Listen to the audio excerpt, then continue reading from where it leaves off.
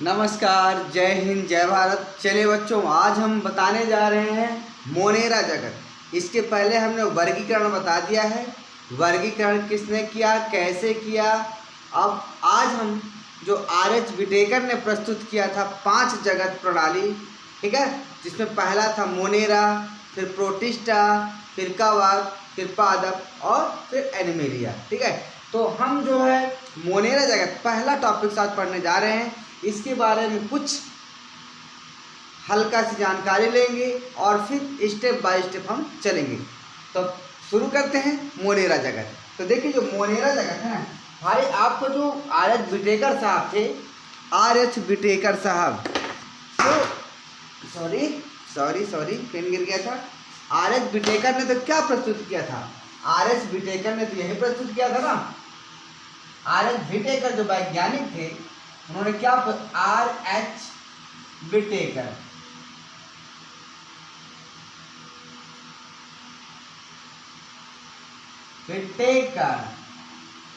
जो वैज्ञानिक थे, इन्होंने क्या बताया था कि पहला आपका हो गया मोनेरा जगत,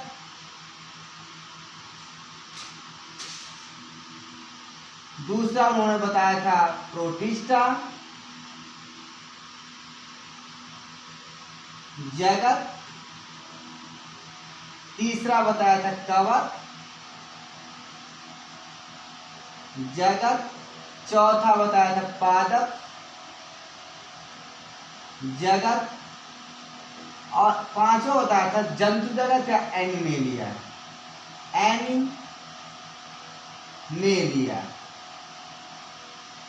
या जंतु जगत। ये जो आर.एच. विटेकर साहब थे ना, ये 5 जगत बताया था: मोनेरा, प्रोटिस्टा, कवक, पादप जगत और एनिमेलिया जगत। इसी 5 जगत में पूरे जीव रहते हैं। तो आज हम पढ़ने जा रहे हैं मोनेरा जगत। तो देखिए, मोनेरा जगत के अंदर क्या आता है। मोनेरा जगत के अंतर्गत केवल और केवल जीवाणु आते हैं और नीलहरित शैवाल। क्या आते हैं? जीवाणु। पॉइंट पहला 1, इसके अंतर्गत जीवाणु और नीलहरित शैवाल आते हैं। मोस्ट इंपॉर्टेंट है ये सब। मैं आपको उस तैयारी की तरफ ले जा रहा हूं जिधर से सवाल ज्यादा पूछते हैं, ठीक है। इसी तरफ पूछेगा कि जीवाणु और नीलहरित शैवाल को किस जगत में रखा गया है। तो आप डायरेक्टली बताएंगे कि जीवाणुओं को और नीलहरित शैवालों को कहाँ रखा गया है? मोनेरा जगत में रखा गया है। अब आखिर इसमें रखने का क्या रीजन है? तो एक बात स्पष्ट रूप से आप जान लीजिए कि जो मोनेरा जगत में है, अर्थात जीवाणु है और नीलहरित शैवाल, इनमें केंद्रक स्पष्ट नहीं होता है। अर्थात ये प्रोकैरियोटिक सेल्स होती हैं। क्या होती है? प्रोकैरियोटिक का मतलब होता है जिसमें केंद्रक होता ही नहीं है या तो बिल्कुल स्पष्ट ही नहीं होता है। तो कहने का मतलब है ये सब जितने भी आपके जीवाणु नीलहरित शैवाल हैं, ये प्रोकैरियोटिक के अंतर्गत आते हैं। किसके अंतर्गत आते हैं? प्रोकैरियोटिक के अंतर्गत आते हैं। ये प्रोकैरियोटिक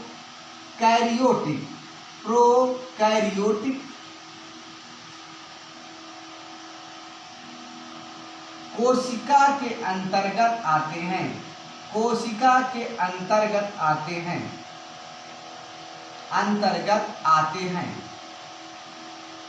क्या वीडियो क्लियर दिखाई दे रहा है? प्रोकैरियोटिक का मतलब क्या होता है? प्रोकैरियोटिक का मतलब क्या होता है? प्रोकैरियोटिक का मतलब होता है स्पष्ट केंद्रक ना होना। स्पष्ट केंद्रक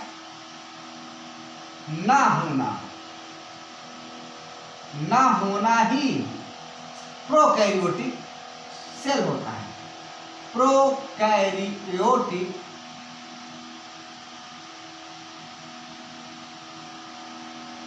कोशिका।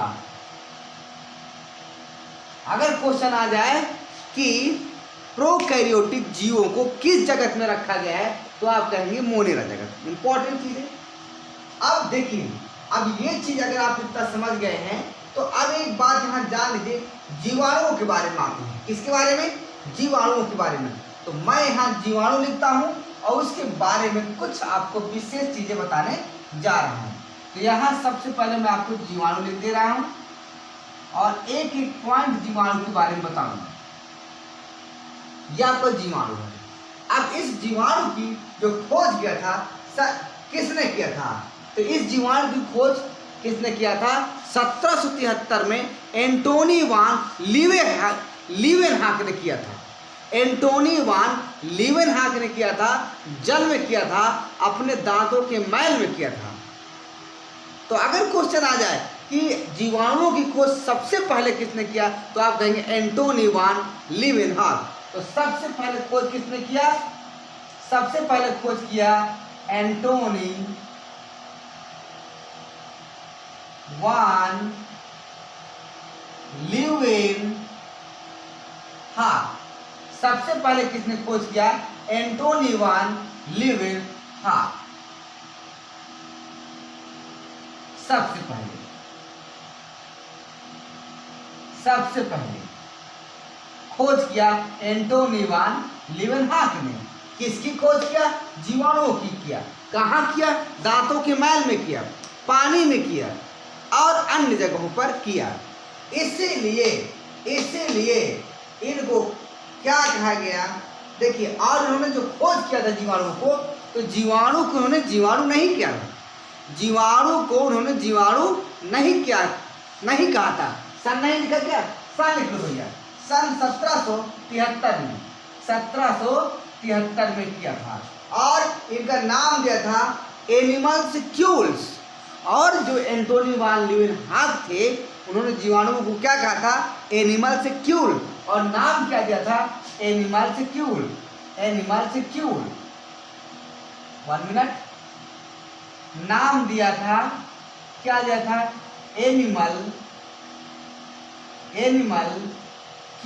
का नाम दिया था। किसको? उन्होंने जीवाणुओं को कहा था कि जो जीवाणु है एनिमल्सिक्यूल्स है। उस समय इनका नाम हम पता नहीं था, कोई वैज्ञानिक थे, अब अपने इन्होंने खोजा, दांतों से ऐसे खुरच रहे थे, दांतों से खुरचने के पश्चात माइक्रोस्कोप से देखा, क्योंकि उस समय माइक्रोस्कोप विकसित हो चुका था। किसने विकसित किया था? नालैंड रूस्कर ने विकसित किया था। तो उन्होंने क्या किया? माइक्रोस्कोप से जब देखा तो उसमें छोटे छोटे कुछ सेल्स पाए गए, जिन्होंने उसका नाम, उन सेल का नाम क्या रखा? एनिमल्सिक्यूल्स रखा। इसके पश्चात इनको कहा गया, जब इन्होंने खोज किया तो क्या कहा गया कि जीवाणु विज्ञान, क्या कहा गया? जीवाणु विज्ञान का जनक कहा गया इनको। क्या कहा गया? जीवाणु विज्ञान का जनक कहा गया इनको। जीवाणु विज्ञान का जनक कहा गया। जनक कहा गया। मैं इसको और नीचे लिख दूं क्या? क्योंकि बहुत नीचे हो जाएगा, बहुत अभी टॉपिक्स हैं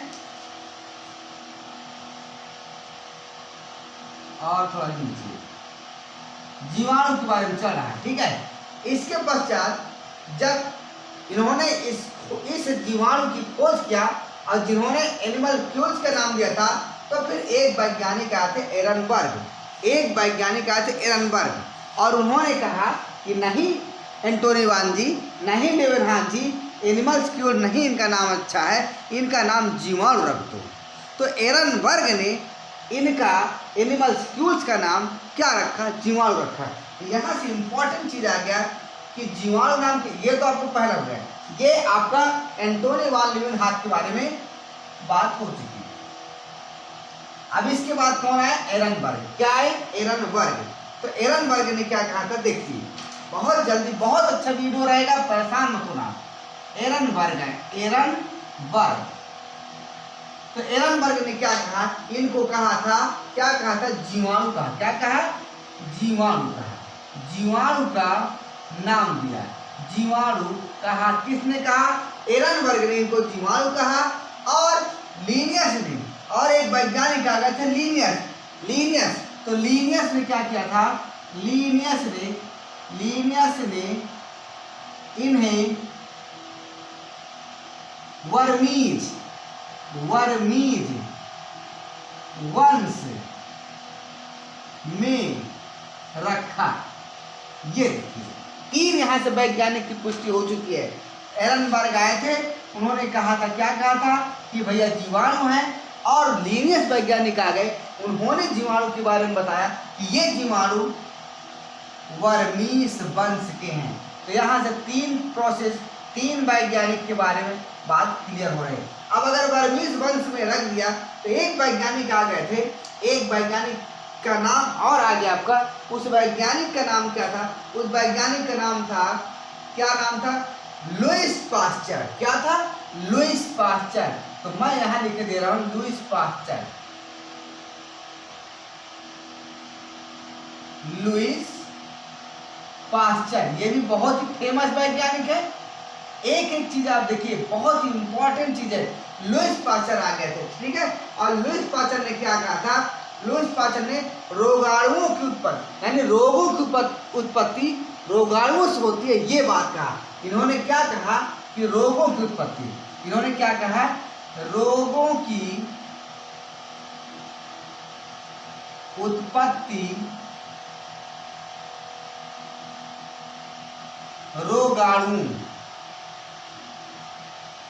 रोगाणुओं से होती है। किसने कहा? Lewis pasture. भैया अगर कोई एक चीज खोज कर लाता है ना, तो उसके बारे में कई प्रकार के लोग, कई वैज्ञानिक उसकी पुष्टि करते। कोई कहता है ये कहता है, कोई कहता है वो कहता है, कोई कहता है ये काम करता है। तो वैज्ञानिक धीरे धीरे आते गए और सब अपना अपना मत उसमें देते गए, और जो मत दिया, जिसका मत अच्छा लगा, उसी को किताब में छाप दिए गए। तो यहाँ से जो आपके लुईस पास्चर थे, वो क्या थे? इन्होंने बताया कि रोगों की उत्पत्ति रोगाणुओं से होती है, किण्वन सूक्ष्म जीवों से होता है। और क्या कहा? दूसरी बात उन्होंने कहा किण्वन। क्या कहा? किण्वन सूक्ष्म जीवों से होती है। किण्वन सूक्ष्म जीवों से होता है। क्या इधर सबको दिखाई दे रहा है? मैं एक बार चेक कर लूं। 1 मिनट, बस आप 1 मिनट ध्यान रखिए, बस। बहुत अच्छे, यस दिखाई दे रहा है, लेकिन क्लियर आप समझने की कोशिश करिएगा, क्योंकि ये 1 मिनट मैं थोड़ी और पीछे करूं। यस 1 मिनट भाई, अब ठीक है।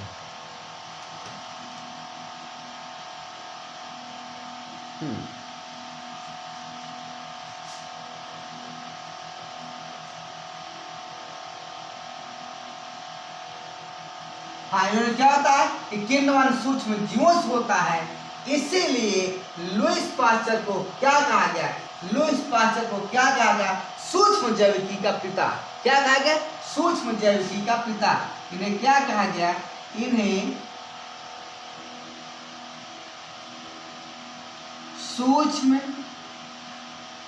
जैविकी का पिता कहा गया। ये रहा लुईस पास्चर के बारे में। ये भी एक इंपॉर्टेंट चीज यहां से मिल गया। इसको यहाँ आप एरो का निशान दिखाइए और समझते चाहिए सब क्या हो रहा है। जीवाणुओं के बारे में रिसर्च चल रहा, वेरी वेरी इंपॉर्टेंट है। इतना इंपॉर्टेंट है कि हर जगह, चाहे नीट हो, चाहे एसएससी हो, चाहे इंटर हो, चाहे 11 हो, चाहे 10, हर जगह इन सबसे क्वेश्चन जरूर देखने को मिलता है। और सुपर टेट में तो बहुत ही मिलता है, TET, super TET, C TET में सब में मिलता है। इसलिए इनको आप अच्छे से समझ लीजिएगा, याद कर लीजिएगा। वेरी इंपॉर्टेंट, टोटल एनसीईआरटी के अकॉर्डिंग पढ़ाई हो रही है। चलिए आगे देखिए। इसके बाद एक वैज्ञानिक और आए। क्या आए? रॉबर्ट कोच आ गए। क्या आ गए? Robert Koch. तो मैं रॉबर्ट कोच के बारे में लिखना चाहता हूं यहाँ पर। अब देखो ये पेन भी तमाशा करने लगता है। रॉबर्ट कोच आ गए। और रॉबर्ट कोच ने क्या कहा था? भैया इतना सब होने के बाद रॉबर्ट कोच ने क्या किया था पता है? एंथ्रैक्स। किसका? एंथ्रैक्स। तो मैं लिख दूं एंथ्रैक्स और क्षय रोग। रॉबर्ट कोच ने क्या किया था? एंथ्रैक्स व क्षय रोग। क्षय रोग कैसे लिखा जाएगा? ऐसे क्षय रोग। रॉबर्ट कोच जो थे वैज्ञानिक, वो क्या कहते, एंथ्रैक्स व क्षय रोग किससे होता है, किससे नहीं होता है, अर्थात जीवाणुओं से होता है। एंथ्रैक्स व क्षय रोग के जीवाणु का पता लगाया, जीवाणु का पता लगाया था। और रॉबर्ट कोच ने क्या कहा, इन सब से हट करके कहा, ये सब बताया कि जो एंथ्रैक्स होता है, क्षय रोग, अरे भैया क्षय रोग बहुत खराब होता है, पहले राजाओं को होता था। और राजा लोग इस रोग को क्या कहते थे पता है? राजा लोग इस रोग को कहते थे कि भैया राज रोग है। क्या है? राज रोग, यानी राजाओं को होता है।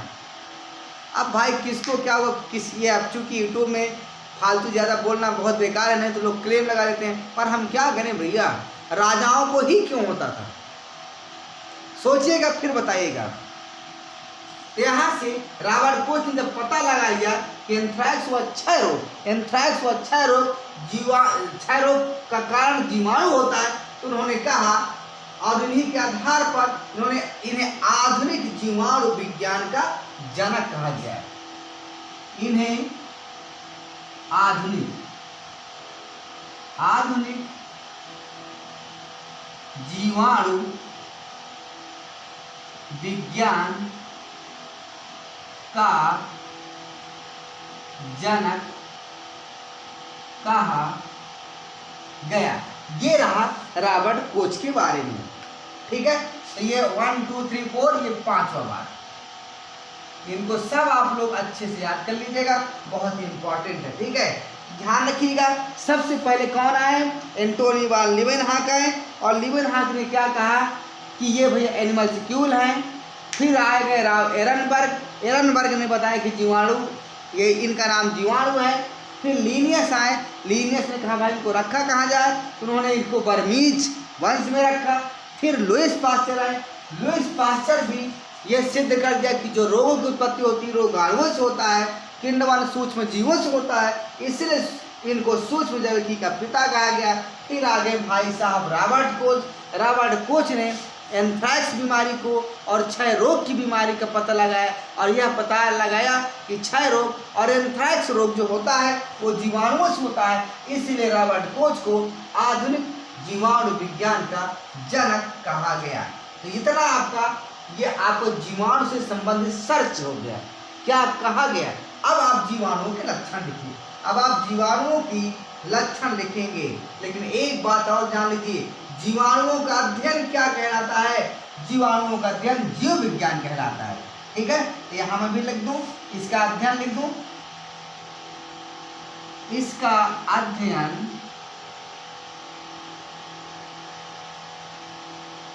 जीवाणु विज्ञान कहलाता है। क्या कहलाता है? इनका जो अध्ययन है वो क्या कहलाता है? जीवाणु विज्ञान कहलाता है। ये इंपॉर्टेंट, ये भी बहुत इंपॉर्टेंट है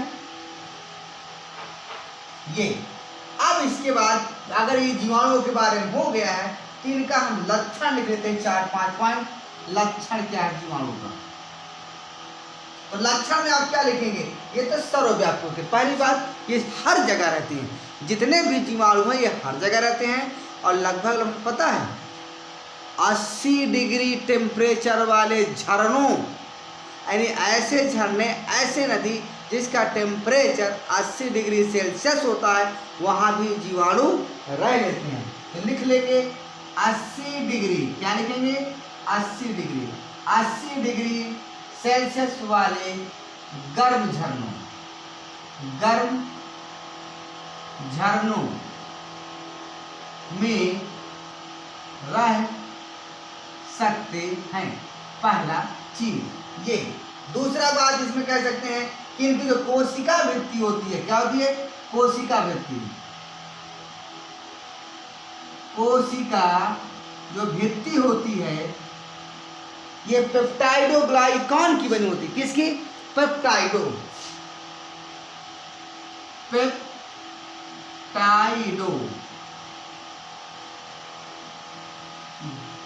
ग्लाइकान की बनी होती है। किसकी बनी होती है? पेप्टाइडोग्लाइकान, पेप्टाइडोग्लाइकान की बनी होती है। ठीक है, तो दो चीज आपको यहां से मिल चुका है। और इनकी जो कोशिका भित्ति है उसमें एसिटिल ग्लूकोसामीन, एसिटिल ग्लूकोसामीन, एक ये हो गया, क्या हो गया? एसिटिल ग्लूकोसामीन, और इसके अलावा एसिटिल म्यूरेमिक, एसिटिल म्यूमेरिक, ये दो चीजें इसमें, एक है एसिटिल ग्लूकोसामीन और दूसरा एसिटिल म्यूरेमिक।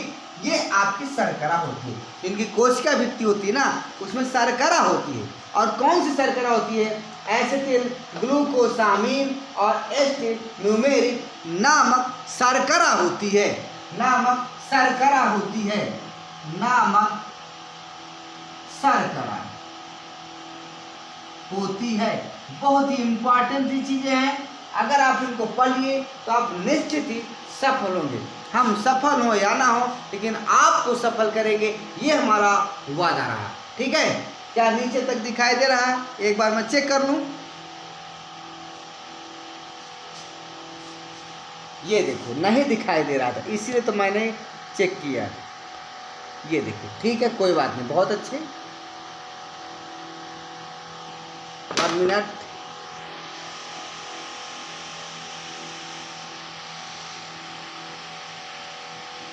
बस अब सही है। अब आप इसको जूम करके देख सकते हैं।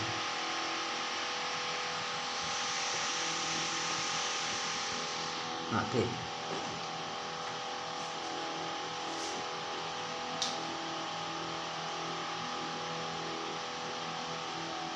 देखिए क्या हम आपको बता रहे थे कि 80 डिग्री सेल्सियस गर्म झरनों में रह सकते हैं, और इसकी जो कोशिका भित्ति जीवाणु को होती है पेप्टाइडोग्लाइकान की होती है, और जो इनका पेप्टाइडोग्लाइकान की कोशिका भित्ति होती है, इसमें दो प्रकार की शर्करा होती है। एक का नाम एसिटिल ग्लूकोसामीन, एसिटिल ग्लूकोसामीन, और दूसरा एसिटिल म्यूमेरिक नामक शर्करा होती है, शर्करा होती है।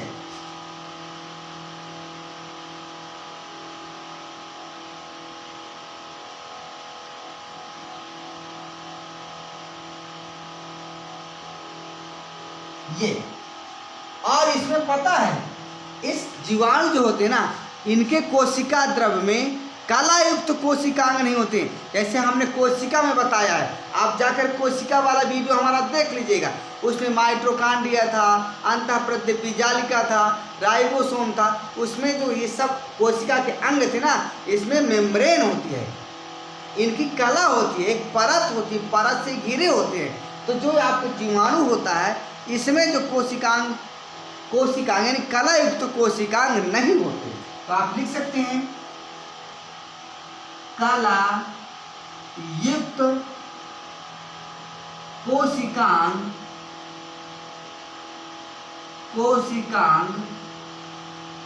नहीं होते हैं, नहीं होते हैं।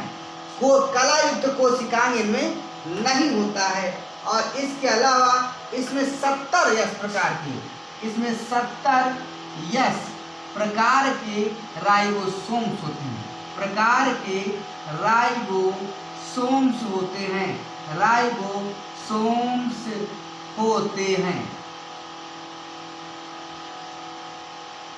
कितने प्रकार के? 70 यस प्रकार के। हमने राइबोसोम का वीडियो बनाकर अपलोड कर लिया है, 70 यस, 80 यस। तो इनको जाकर के आप वीडियो में देख लीजिएगा। जो बच्चे नहीं देखें, पहले जाकर राइबोसोम पढ़ो, ठीक, स्टेप बाय स्टेप पढ़ेंगे तब समझ में आएगा, नहीं अगर यहाँ को वहाँ पढ़ेंगे तो फिर पढ़ते रहो। अब इसमें देखिए, इसमें जीवद्रव्य कला, कहीं कहीं जो जीवाणुओं की जीवद्रव्य होती ना, वो मुड़ जाती है।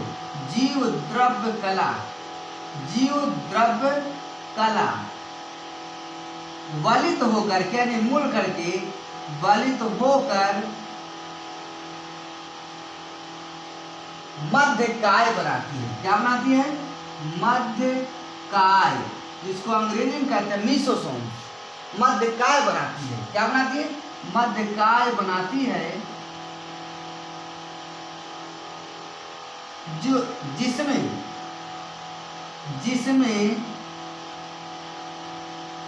श्वसन एंजाइम होते हैं। क्या होते हैं? श्वसन एंजाइम होते हैं। श्वसन एंजाइम होते हैं, मतलब श्वसन की प्रक्रिया कहाँ से करते हैं? मध्य काय से ये करते हैं। और इसमें एक थाइलेक्वाइड्स होता है। क्या होता है? थाइलेक्वाइड्स। अगला मैं लिख दूं, इसमें थाइलेक्वाइड्स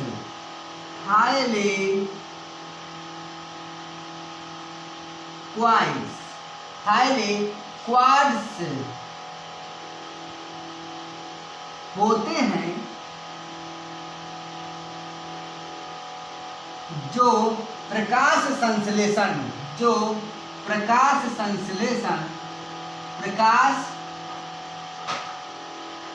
संश्लेषण में भाग लेते हैं।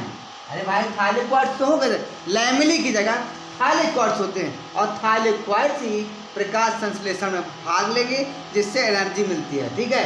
अरे भाई यहाँ नीलहरी शैवाल है ना, ये तो पौधा टाइप भी होता है, तो इसमें तो होगा ना, नहीं होगा तो कैसे काम होगा भाई? प्रकाश संश्लेषण नहीं होगा, तो कैसे ही काम होगा?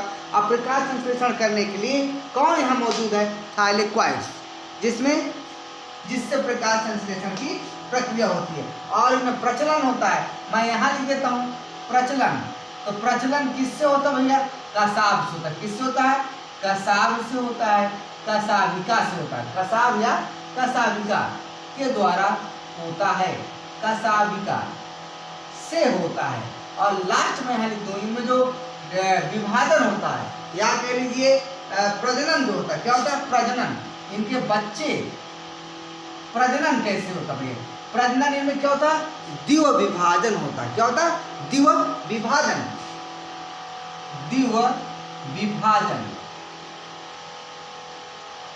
के द्वारा इनकी नई संततियां तैयार होती है। तो ये रहा भैया जीवाणु से संबंधित कुछ महत्वपूर्ण और वेरी वेरी इंपॉर्टेंट कुछ टॉपिक्स, कुछ पॉइंट जो हमने निकाल कर लाया है और लिखे हैं। इसको आप याद करिए। वीडियो अच्छा लगे तो लाइक जरूर करिएगा। जय हिंद, जय भारत। चलो।